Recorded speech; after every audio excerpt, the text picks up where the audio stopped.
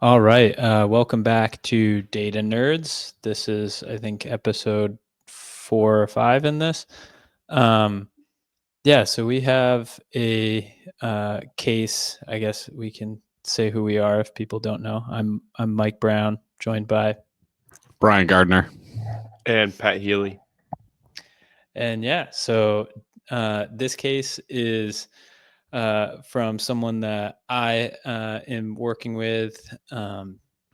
So I'll be leading a marathon runner with a femoral bone stress injury.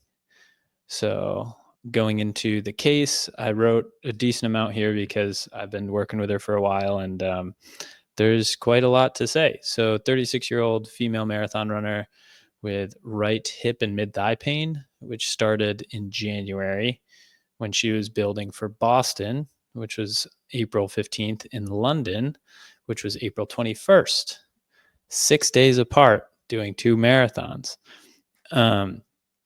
She was running between 20 to 40 miles a week with 1 speed session and 1 long run. She didn't really feel much pain going when she was running Boston until the last few miles. But then it was really bad after that. And then the only way she got through London was by loading up on NSAIDs. And so since London, it had been painful to walk, and she has had a noticeable limp when I saw her. I saw her maybe 4 weeks after London. I saw her sometime like mid-May.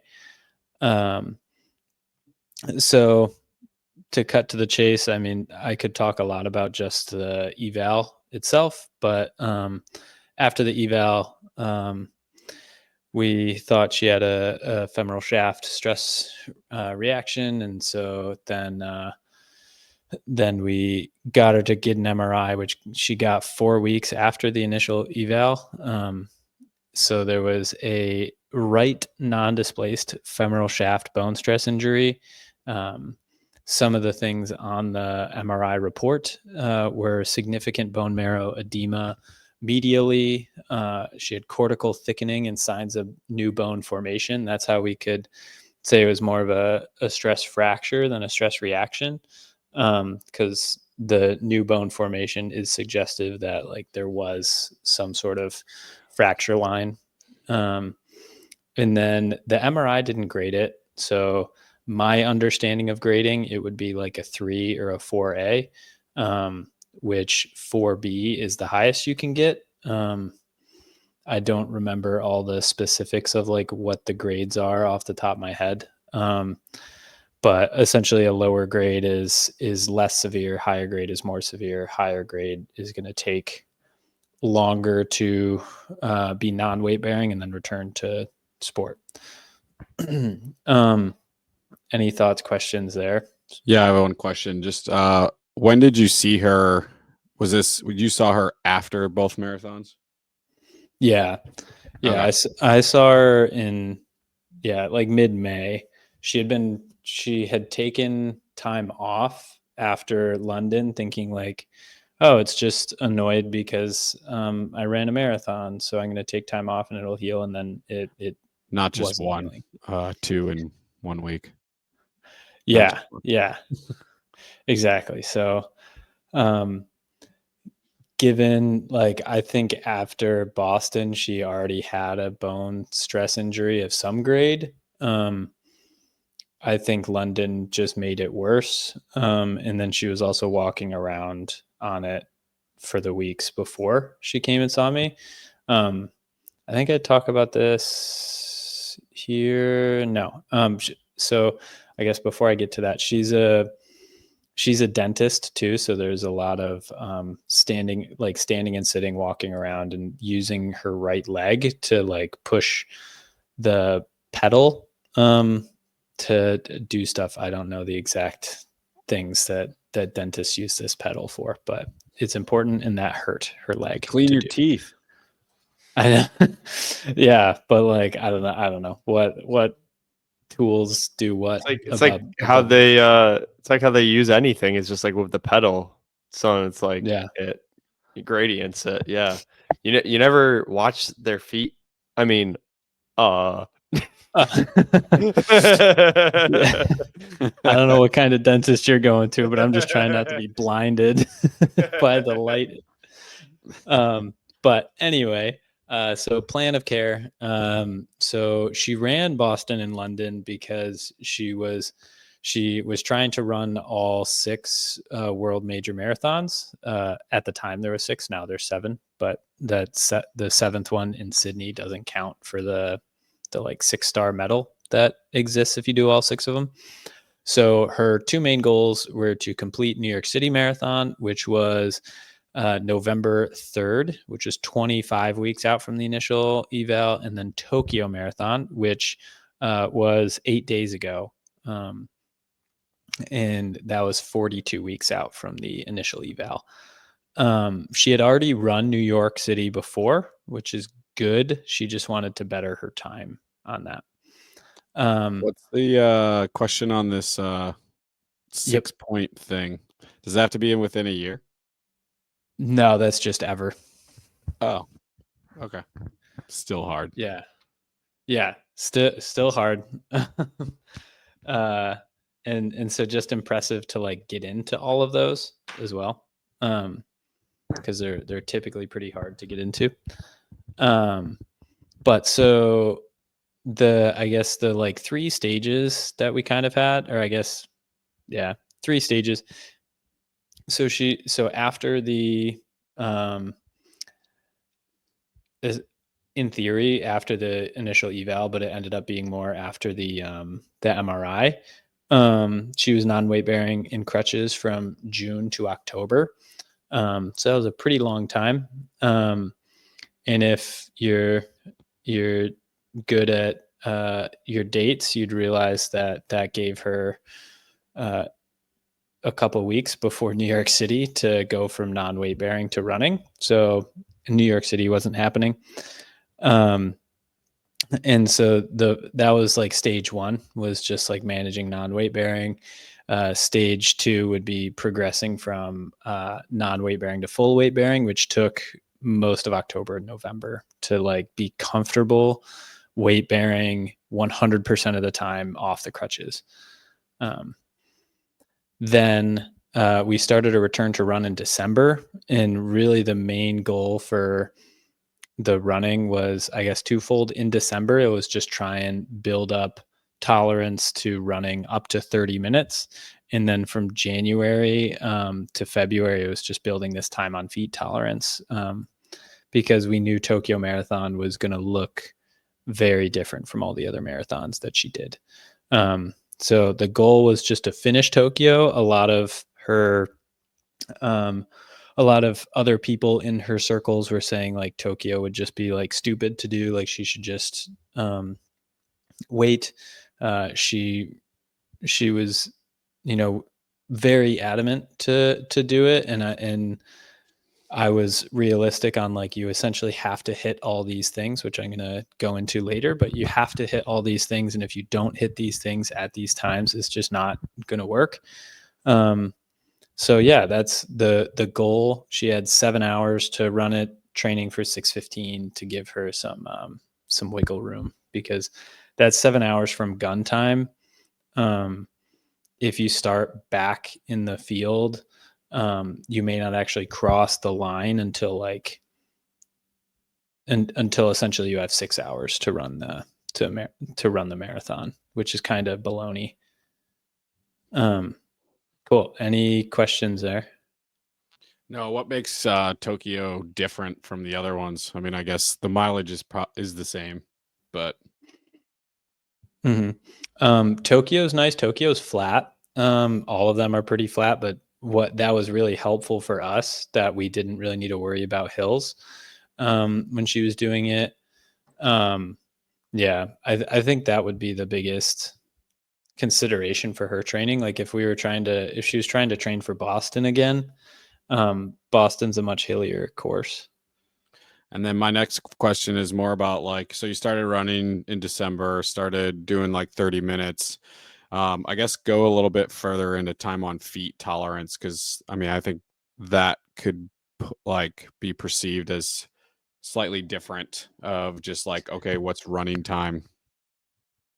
Yeah, I get to that a little later. So Awesome. stay tuned. Can't wait. So the tests we did, isometric dynamometry was the biggest one for knee extensors.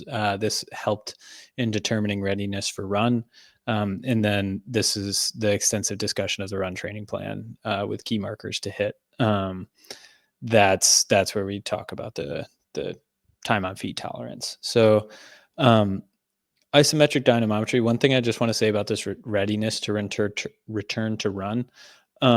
One thing that I guess was unique about our return to run, and is probably a little controversial, is I guess a typical return to run criteria is being able to do 10 single leg hops and feel fine. She could do 10 single leg hops, but she was very nervous and like fearful of doing the movement. So in theory, it would have been great to do those with more consistency. But that just isn't what happened. So we did that to like be like, okay, yes, you can run, but then we really didn't do much return to run, or we didn't do much jumping after that. So testing, here's a lot for Can I ask the a question before we get yep. through the numbers? Why did you Mhm. choose knee extension? One, it's easier to to test. But like the bigger reason that I was thinking about it was just obviously you need all your leg muscles when you're running, but it was a good proxy for general leg strength. In that she was using her or that like using her quads would put some stress on her femur. So as long as she could do that without pain, um, that was and then demonstrate good strength, because you also have to, like, that's going to be something I talk about with these numbers, is you also have to have a certain amount of quad force to be able to run in the first place. um so that was, I guess, that was a bigger reason why I was doing it. In theory, it would have been nice to get adduction too, because adduction was pretty um painful for her, especially early on. Um, just with like where her injury was and where the adductors insert, they were essentially like pulling on the site of injury every time she used them. So that would have been good numbers to have, but I don't think the adductors are as necessary for running as quads are. Though obviously all of them are pretty important. Um, So lots of numbers here. Each row is a different date that we tested. So like 10-4 was when she started weaning off of the crutches. And then the star here is when we started like actually running. Um, so as you can see here, so the black boxes are like, I guess, the important things. There is a lot of information. These are the absolute values. I took the Mac. You can see my mouse, right? Yeah. Um, so absolute values for the right, absolute values for the left. I took the max score from each of them because I didn't really care about like the average output. I just wanted to know what the peak force they could produce was. And then I've been playing around with having standard deviations too, just to see how like reliable the metric is. So a higher standard deviation means, or is just telling me that like the true number is probably not the number that we got, and then a lower standard deviation is like, oh, that's a pretty valid number. So like, just for example, on the left here, this 432 had a 5 Newton standard deviation. So I'm pretty confident that it's somewhere in the like 430s that her pure strength is. But so starting when she first was weaning off, we could see a pretty big asymmetry here. So that's her right was 46% of her left. Then if we're looking at, so this is the peak torque to body weight, or peak force to, torque to body weight. And her right was 0.77, which is pretty low.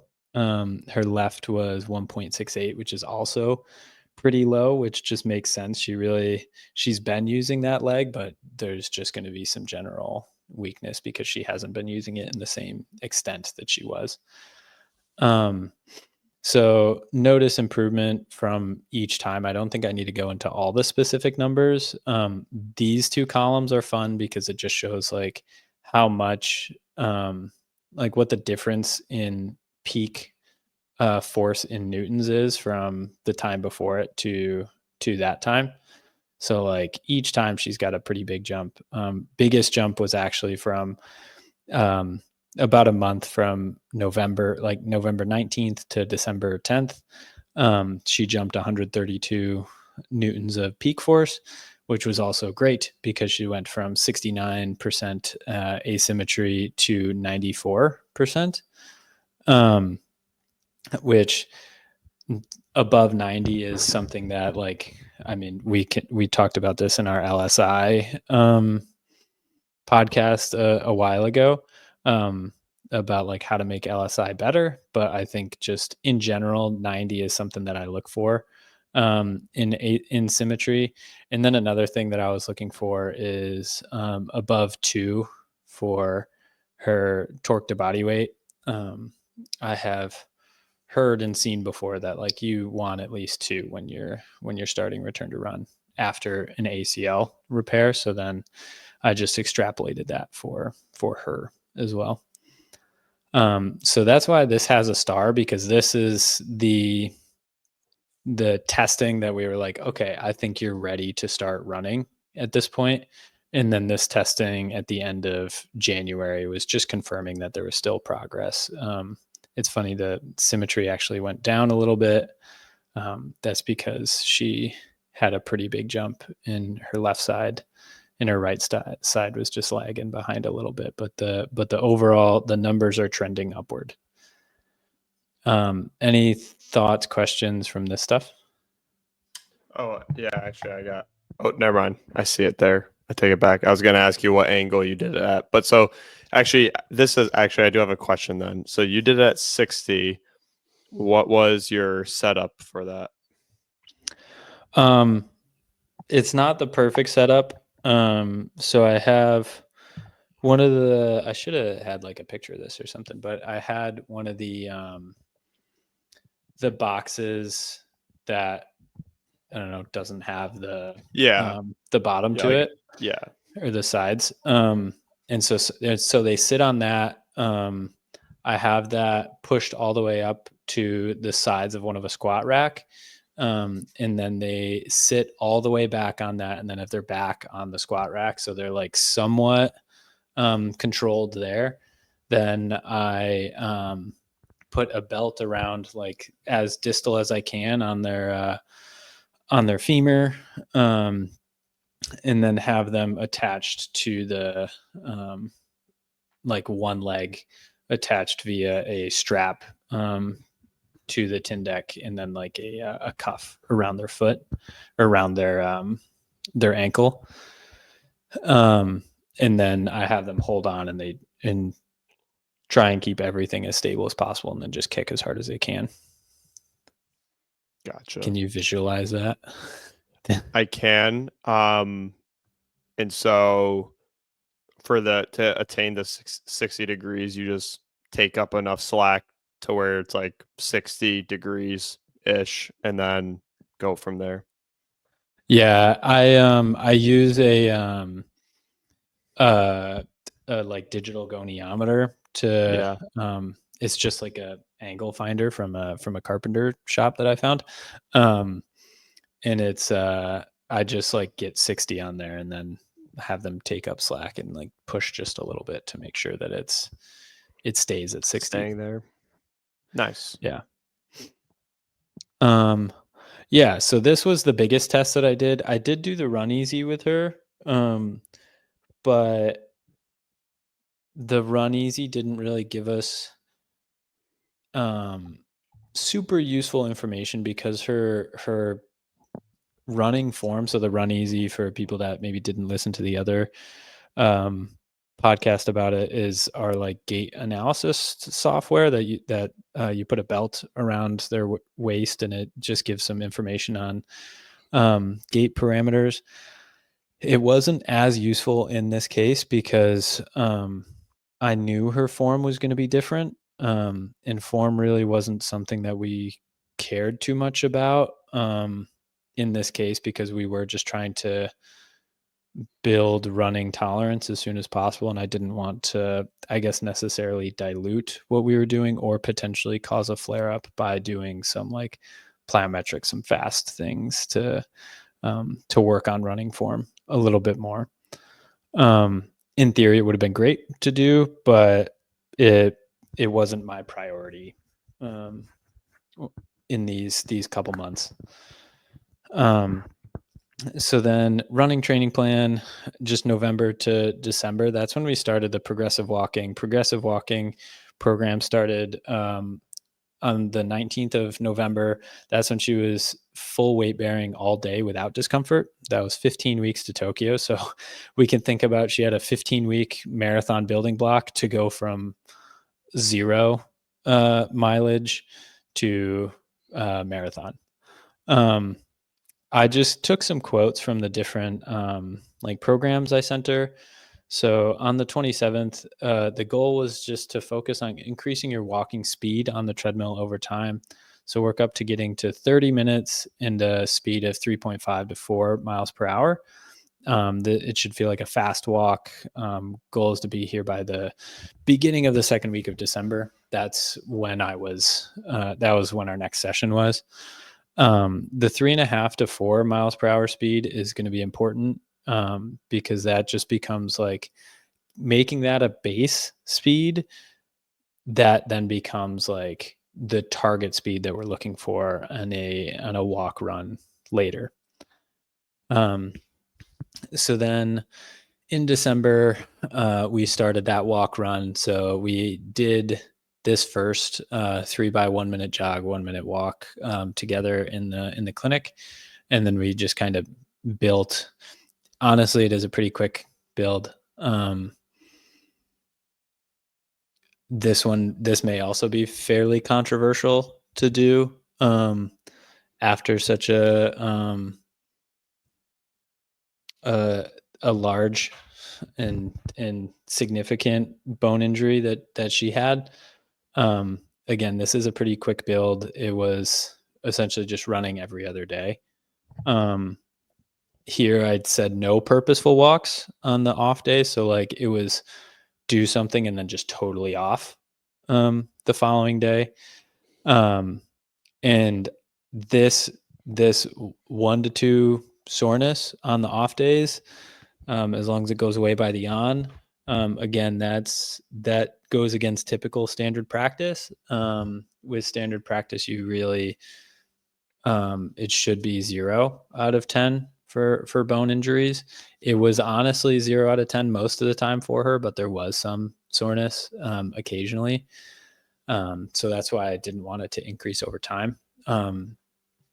We got to the 1 to 2, 1 because we needed to progress maybe a little quicker because of the timeline she had. And then she had seen 2 different orthopedic surgeons who both had said that she can go up to 4 out of 10 pain. So I was like, well, we're not doing that. That's a lot. So we're just we're gonna stick to 1 to 2. Mike, I have a question to follow up to Yeah. that. So this is obviously the plan you had her on. Were there days that were a little bit more flexible to either push it back, or was this she hit pretty much just a very rigid plan? That's where I get into the like where I said earlier, like you have to hit these things by this day. Like this was pretty rigid. If essentially she didn't she had to get to this 30 minutes by the Saturday, like the new year, essentially. This 30-minute run. If she couldn't do this 30-minute run at that point, that really pushes back everything else. It just makes Tokyo just so much less likely. That is one reason why she has 3 off days before that. So like you can see after 20 minutes, there's 2 off days and then 25 and then 3 off days and then 30. So once she got over 20 minutes of running, we really scaled back the frequency, and then we kept a really low frequency the rest of the time, because we really weren't training for performance. We were just training for, like, you gotta just get your body used to doing this. So take as much recovery time as you need in between it. And I think that just goes to now, what was the plan from January to March?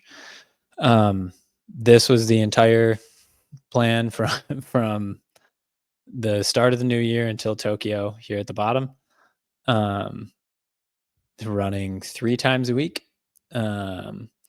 Most of those runs were 30 minutes. I opted to, like, in this like little like small like 4-week peak phase that we had, build running volume to 2 40-minute runs and then 2 50-minute runs.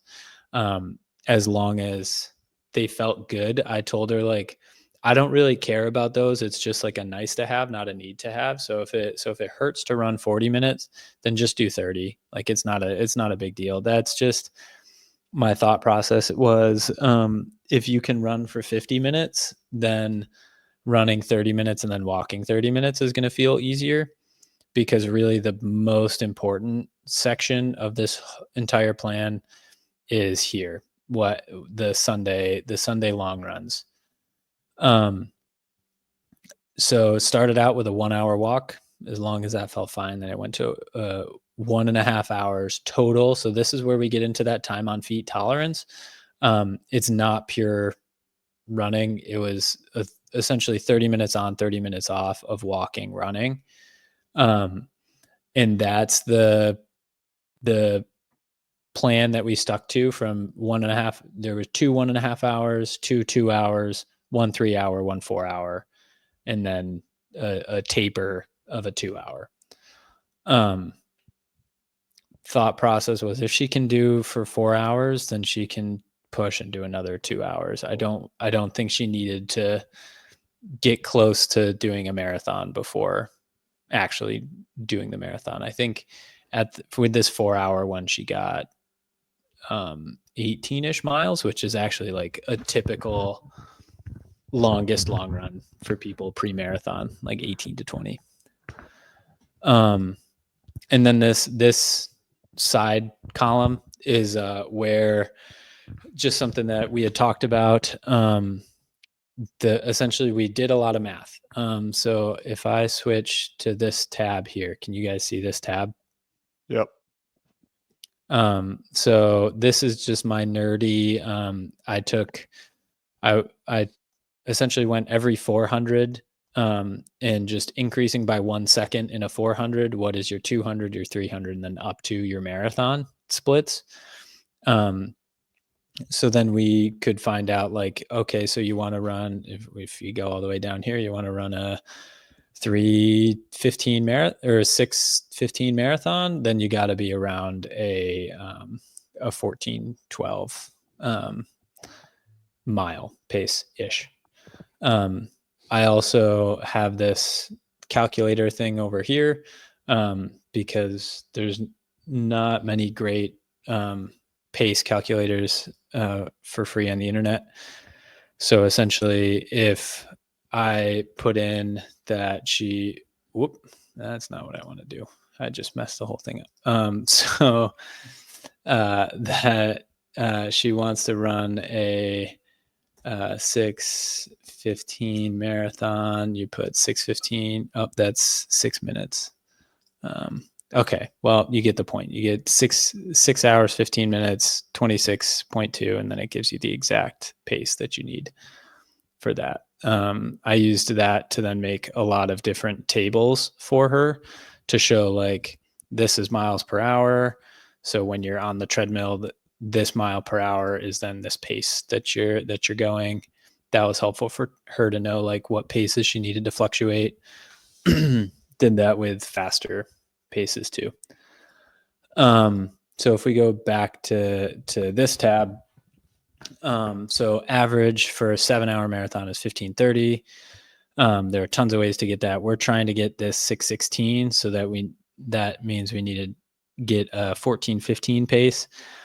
So one way that we can get to that is if the practice walking is at 4 miles per hour, which is what we were doing way back in December. That's 15-minute pace. And then running is at 4.5 miles per hour. So it's really not that much of an increase miles per hour wise. That's 13:30 pace. That gets that 14:15. So if she can stick to that consistently, then she can get to 6:16 marathon.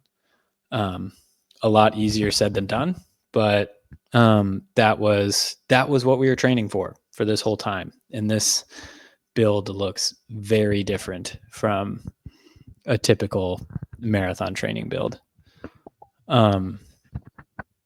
Yeah, thoughts, questions on this stuff? So, yeah, you said a lot about how this is not like your typical marathon build, especially like how aggressive the first few weeks were to return to running. Um, I guess for people who don't know what would like, I know, we don't need to go through a full marathon build, but like conceptually, how would you actually build someone up for a marathon compared to like what you did here? Yeah, it all depends on their goals, of course. Like if you have a time goal, like if you want to go sub 3 hours, that's going to look very different than like I just want to run my first marathon. But so saying it's just I want to finish a marathon because that's essentially what her goal was. Biggest thing is I would build a long run like how we did here. I would just do it in more time than that. Ideally, they'd be running before this marathon block. I typically like a 16 or an 18-week block, preferably an 18-week block. So already we on this, if we go back to a couple slides before, we know we're already 3 weeks off of that preferable block. But typically in an 18-week block, I would then spend, I don't know, the first 6 weeks just building up a base volume. Again, if you're just trying to run a marathon, you can get away with doing fairly low mileage, especially like during the week, and then just have a long run like we did here. So that's like the principles that I'm taking from other blocks or other training plans with this one is like really we're just building a long run. If for the recreational runner just wanting to run a marathon, they could probably run 4 times a week doing, I don't know, roughly 30 miles a week, and most of that mileage coming from the long run. Yeah. Gotcha. Which is a question I've had too. When I show people that sort of plan, they're like, oh, what about the like, your long run isn't supposed to be more than like 20% of your overall volume. Yes. Yeah. In theory, yes, that's a good way to decrease injury risk.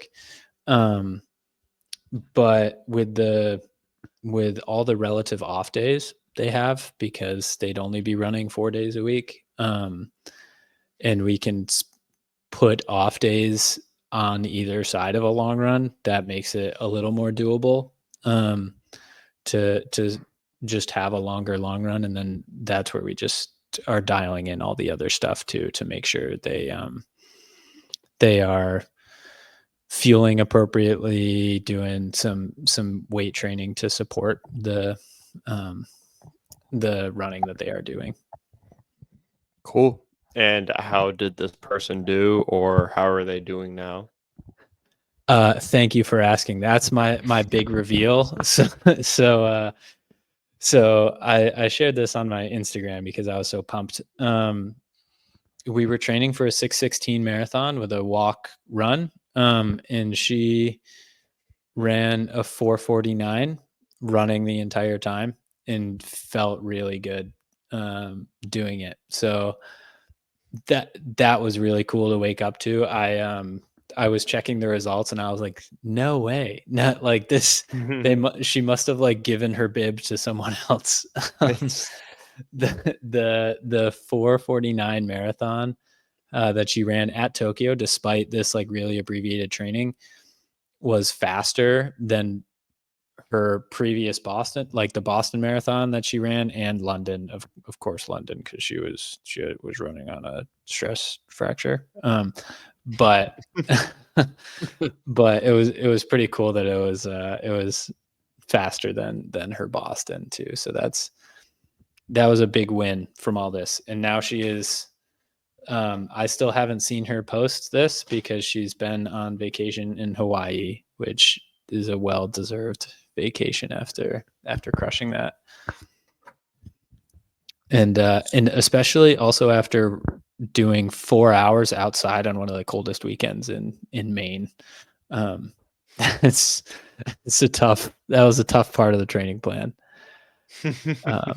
So you're saying you don't have to run that much for all those that are listening to this, all those runners. Yeah. I don't know if I want to support an that asterisk. too much. Yeah, well, Yeah. asterisk right there. Yeah. That's me saying I wanted to highlight this case. One, because I'm pretty proud of what she was able to do, but then two, because I think it is really unique. I don't think there are many healthcare providers that would even consider it possible for her to do Tokyo there. And so then it was really just like, this is what you have to do. If you don't do these things at this time, it just really, it becomes more and more unlikely, like more impossible to do. So yeah, that's my case. I know this was a little longer. I could talk a lot about the case because it's pretty fun for me. Yeah, I think unless you guys have any other thoughts or questions, I think it's a good one for today. No, I got nothing. Cool. Same, nothing. All right. Well, if you've listened this far or watched this far on YouTube, hello world. Thank you for watching, and please, if you like what we're doing, give us a like or subscribe on YouTube, and give us a nice rating on Spotify or Apple Podcasts. Thanks.